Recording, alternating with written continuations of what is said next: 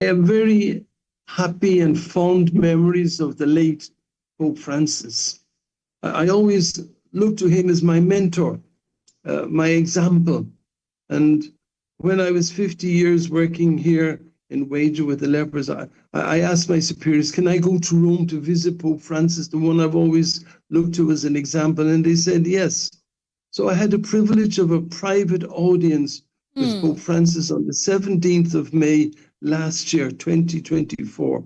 And I can never forget this encounter, this audience we had together in his library, in his private library. What is the significance of that encounter for you? I know it's rare for the Pope to grant you an audience like that, like you're saying, but what's the significance of it? I went, when we met, you know, he said, no, all smile, let's take a photograph. He was so human and understanding, and he was just so friendly.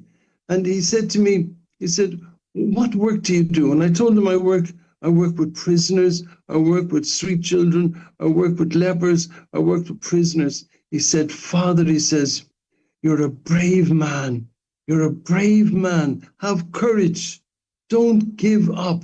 Continue that work that you're doing for the poor and the needy. Continue that work of Christ. And that's always inspired me, those words that he gave to me that day on the 17th of May, 2024. I can never forget, because he was a man for the poor. He was a man who loved the poor. Even on Saturday, he went to the prison in Rome and spent half an hour with the prisoners there in Rome. And every year he visited the prisoners in Rome. He used to wash their feet. You know, everywhere he went, every visit he went, he made sure he always visited the poor in that country. So to me, he was an inspiration, that his love for the poor, his love for people. He was one of the people. He always told us priests, he said, you should smell of the sheep.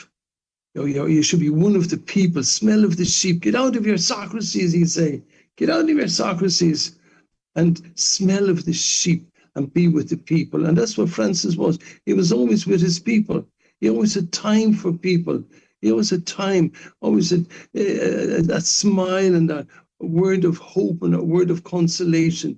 He was a real man of God, a man of God. I mean, let's